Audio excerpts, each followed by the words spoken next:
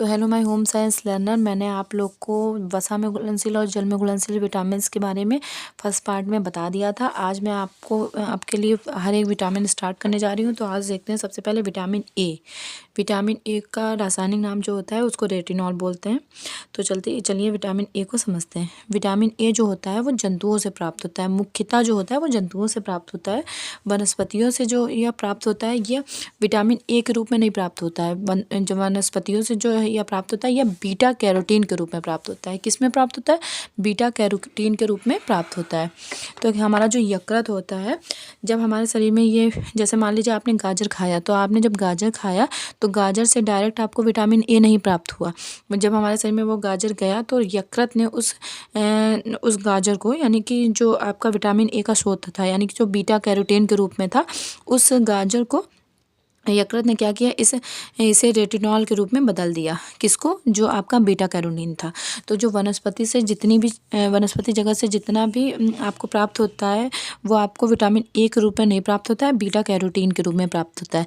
और उसको vitamin A में परिवर्तित करने का कार्य कौन करता है? ये आपका लीवर करता है। ठीक है, लीवर के द्वारा ये जो है बीटा कैरोटीन रेटिनॉल के रूप में बदला जाता है। रेटिनॉल यानी विटामिन ए के रूप में बदला जाता है। अतः इसे प्रोविटामिन, मतलब जो ये कार्य हो रहा है बीटा कैरोटीन को जो लीवर है वो विटामिन रेटिनॉल में परिवर्तित कर रहा है, अतः इसे प्रोविटामिन के नाम से भी जाना जाता है। विटामिन ए के अवशोषण में जो होती है आपकी वसा सहायक होती है। वसा और विटामिन ए काफ़ी आप एक दूसरे से संबंधित है, क्योंकि जो वसा के अवशोषण की बात होती है तो वहाँ पे विटामिन ए होना चाहिए, और विटामिन ए के अवशोषण की बात होती है तो वहाँ पे वसा का होना आवश्यक है। यानी एक दूसरे के सहायता से ही ये शरीर में आसानी से क्रियाशील होते हैं। तो विटामिन ए के अवशोषण में वसा सहायक होती है। विटामिन ए की जो खोज है वो आपके मैकुलन नामक वैज्ञानिक के माध्यम से की गई थी। यह एक संक्रमण रोधी विटामिन है। आपको ये पता होगा कि आपका जो है, आपका ये ए, उसके बाद ए के बाद बी छोड़ दीजिए तो आपका सी, और आपका डी छोड़ दीजिए उसके बाद ई, तो ये आपका ए सी ई, ये तीनों आपके एंटीऑक्सीडेंट विटामिन है। एंटीऑक्सीडेंट है तो यानी कि ये हमारे शरीर को रोग प्रतिरोधक रोगों से लड़ने की शक्ति प्रदान कर रहे हैं। एंटीऑक्सीडेंट यानी किसी भी प्रकार के जो रोगों का समावेश शरीर में होता है, जब ये जो विटामिन है ये शरीर में उपस्थित होती है तो उन रोगों से हमारा शरीर का बचाव हो जाता है। ठीक है, क्योंकि ये एंटीऑक्सीडेंट है। कौन कौन से हैं? ए सी ई, ये तीनों आपके एंटीऑक्सीडेंट हैं। ठीक है, तो इसको एंटीऑक्सीडेंट है, इस वजह से ये तीनों ही विटामिन बहुत ही महत्वपूर्ण है, ए सी ई। उसके बाद विटामिन ए की खोज मैकुलन नामक वैज्ञानिक ने की थी, और यह संक्रमण रोधी विटामिन है, यानी यह किसी भी प्रकार के संक्रमण को हमारे शरीर में प्रवेश नहीं करने देता। इसके साथ साथ बच्चे होते हैं और गर्भवती महिलाएं होती हैं, उनके लिए यह विटामिन अत्यंत आवश्यक होता है। कौन सा? Vitamin A. अब विटामिन ए के प्रकार देखते हैं। तो विटामिन ए, सबसे पहले विटामिन ए को ही देखते हैं। जो विटामिन ए है उसे रेटिनॉल कहते हैं। इसका रासायनिक नाम तो अभी हम आपको आगे बता ही दिए हैं। मैंने ये भी बता दिया था कि यह मुख्य रूप से आपका प्राणी जिस होते हैं, यानी मांस, मछली, अंडा, इन सब चीज़ों से प्राप्त होता है। क्या? Vitamin A. उसके बाद में देखते हैं विटामिन A2। ये जो आपका विटामिन होता है, विटामिन ए, जब शरीर में जाता है तभी उसमें ये जो इसके रूप यहाँ पे दिखाई दे रहे हैं, ये जो सारे रूप 4 प्रकार से विभाजित किए गए हैं, तो ये विटामिन ए के रूप हमारे शरीर में ही परिवर्तित होते हैं। ठीक है, तो ये चीज़ याद रखिएगा। उसके बाद देखते हैं विटामिन A2। यह जो होता है, यह जो मछली के यकृत में से प्राप्त होता है। ऐसी मछलियां जो ताजे जल में रहती हैं, जो साफ पानी में रहती हैं, उन मछलियों के यकृत से विटामिन A2 प्राप्त होता है। ठीक है, उसके बाद vitamin A aldehyde. Vitamin A aldehyde जो होता है यह हमारे आँखों की रेटिना में, जो देखिए जो आपकी आँखें होती हैं, आँखों में जो रेटिना होता है, ठीक है, उसमें आपको सबको पता होगा कि उसमें रॉड सेल्स और कॉन सेल्स पाई जाती हैं। ठीक है, तो जो है इसमें इन सेलों के निर्माण में जो प्रोटीन सहायता करती है वो रोडोप्सिन और कोडाप्सिन नामक प्रोटीन होती है। ये प्रोटीन जो क्या करती है, रेटिना में जो रॉड सेल्स होते हैं और कॉन सेल्स होते हैं उनका निर्माण करने में सहायता करती है। जब ये कभी जो आपकी ये रॉड सेल्स प्रभावित होती है तो क्या होता है, इससे रतौंधी हो जाती है। ठीक है, और जब आपकी कॉन सेल प्रभावित होती है तो इससे वर्णांतता होती जाती है। यानी रॉड सेल प्रभावित होती है तो व्यक्ति को अंधकार में मतलब हल्के अंधेरे में दिखाई नहीं देता है। ठीक है, और कौन सेल प्रभावित होती है तो व्यक्ति रंगों में पहचान नहीं कर पाता है। कौन से? लाल और लाल और हरे रंग में पहचान नहीं कर पाता है। ठीक है, तो आपके क्या होता है कि यह जो विटामिन ए एल्डिहाइड है, यह आँखों के रेटिना के रॉड सेल और कॉन सेल्स के रोडोप्सिन और कोडोप्सिन में उपस्थित रहता है। तो यह कार्य करता है, यह आँखों को दृष्टि प्रदान करने में सहायता करती है। रेटिना के माध्यम से ही व्यक्ति जो है प्रतिबिंब को देखता है और आँखों को दिखाई देने लगता है। ठीक है, जब इसी रेटिना में आपकी जो होती हैं रॉड सेल्स होती हैं, कॉन सेल्स होती हैं, और जिनके निर्माण में सहायता करती है आपके रोडोप्सिन प्रोटीन और कोडोप्सिन प्रोटीन। इसी में आपका क्या होता है, इसी में एल्डिहाइड उपस्थित रहता है जो आँखों को दृष्टि प्रदान करने में सहायता प्रदान करता है। मान लीजिए ये कभी जब ये रॉड सेल्स प्रभावित हो जाती हैं, ये रॉड सेल्स ग्रसित हो जाती हैं या कॉर्न सेल्स प्रभावित हो जाती हैं, तो रॉड सेल्स की वजह से आपका रोतौंधी हो जाता है और आपके कॉर्न सेल्स की वजह से क्या हो जाता है, आपके वर्णांधता हो जाती है। ठीक है, उसके बाद देखते हैं विटामिन A1 जिसको रेटिनाइक अम्ल भी बोलते हैं। तो यह क्या होता है, यह शिशु के जो वृद्धि या जो छोटे बच्चे होते हैं, शिशुओं के वृद्धि और विकास के लिए सबसे आवश्यक माना जाता है।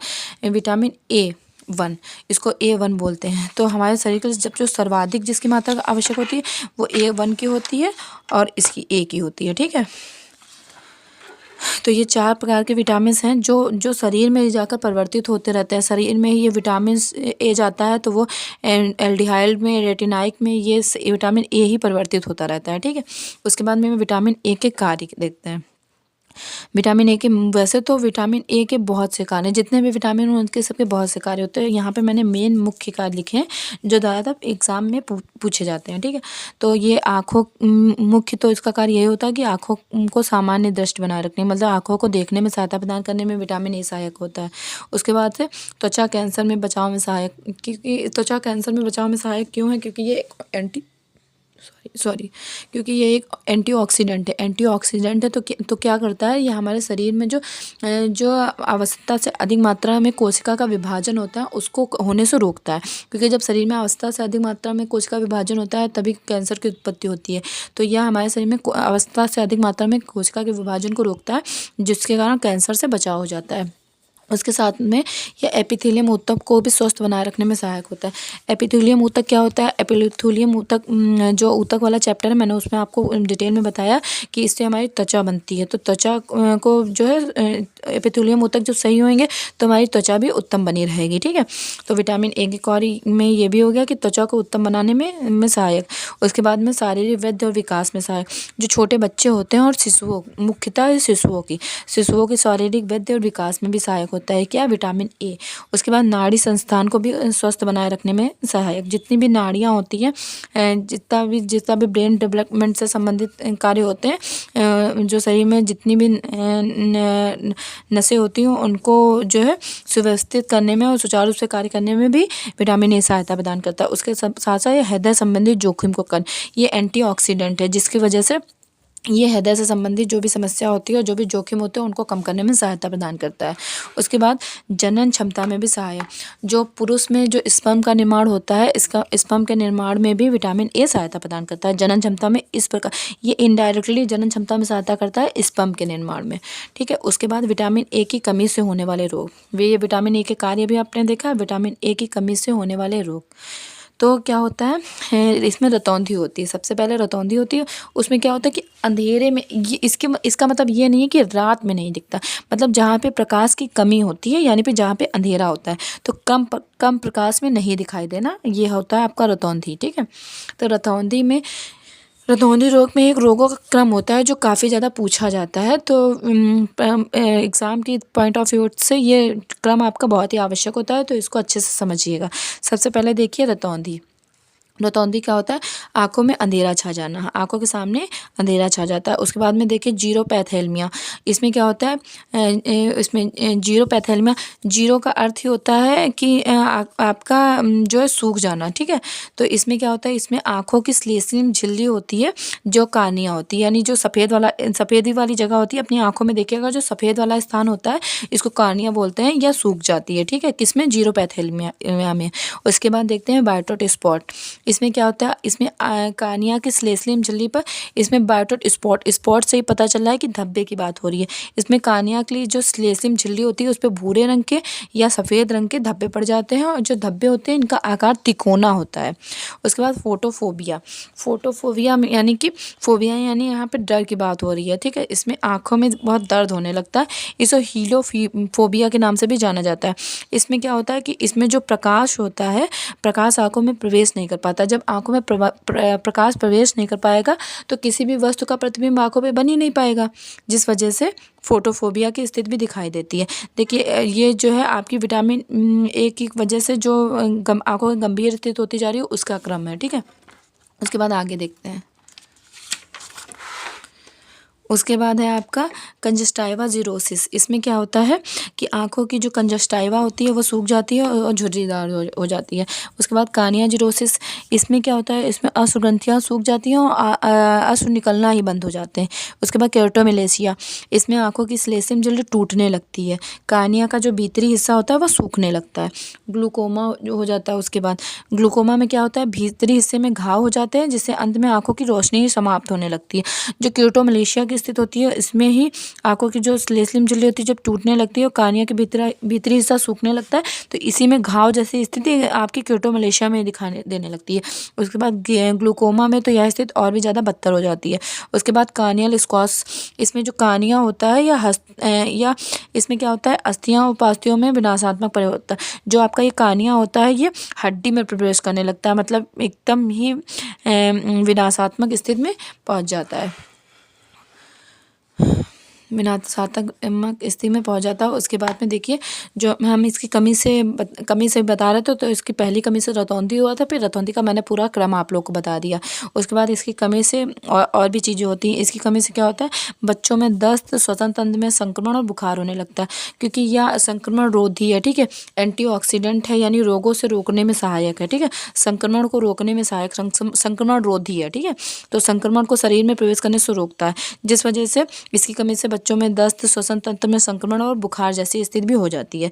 इसके साथ साथ अभी मैंने आगे बताया था कि एपिथेलियम ऊतक प्रभावित होते हैं, तो एपिथेलियम ऊतक प्रभावित होते हैं जिसकी वजह से क्या होता है, आपकी त्वचा सूखी, खुरदरी या बेजान हो जाएगी। तो इसमें जब जो भी इससे लाभ है, तो जब इसकी कमी होएगी तो जो भी लाभ है उसका विपरीत परिवर्तन देखने को मिलेगा ही मिलेगा।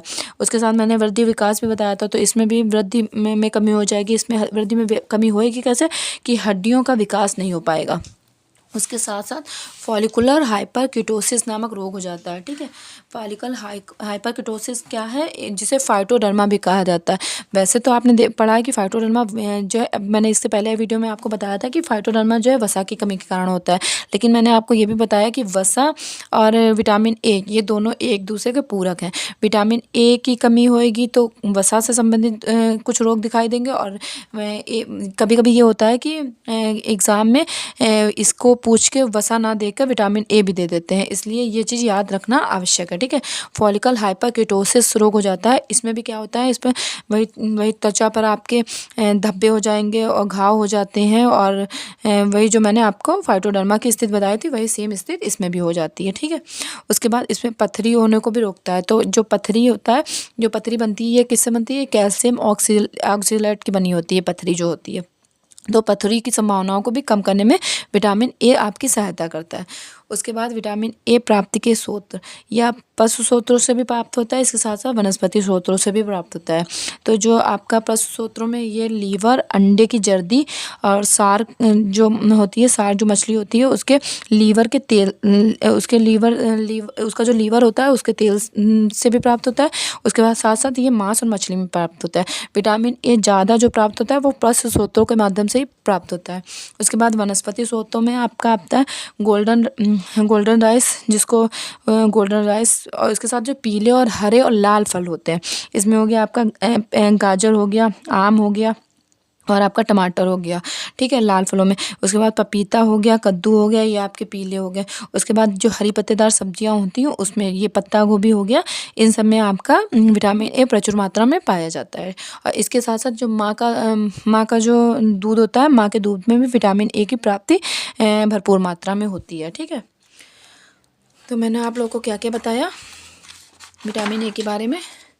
मैंने पहले ये बताया कि विटामिन ए है क्या, इसका रासायनिक नाम क्या है, और विटामिन ए के प्रकार बताए। Vitamin A2, vitamin A aldehyde, उसके बाद विटामिन A1 रेटिनाइक अम्ल, उसके बाद विटामिन ए के कार्य बताए। विटामिन ए के कार्य के बाद विटामिन ए की कमी से होने वाले रोग बताए। जो रतौंधी का पूरा क्रम था वो मैंने आपको बताया कि रतौंधी, xerophthalmia, biotic spot, photophobia, conjunctiva xerosis, cornea xerosis, keratomalacia, glaucoma, corneal scars. बस इसका ये जो नाम है इसके अंदर में हल्का हल्का सा पता होना चाहिए, बाकी इसका नाम अच्छे से पता होने चाहिए। उसके बाद मैंने आपको विटामिन ए की प्राप्ति के स्रोत बताया। तो विटामिन ए की प्राप्ति से होते हैं, जो यहाँ पे आपका विटामिन ए कंप्लीट हुआ। तो मैंने आप लोग को जितना भी बताया वो आप लोग को समझ में आया होगा। तो प्लीज़ वीडियो अच्छा लगे तो प्लीज़ लाइक करिएगा, सब्सक्राइब करिएगा, शेयर करिएगा। इसी तरीके से मैं पूरा टॉपिक आप लोग को देती रहूँगी। Thank you so much.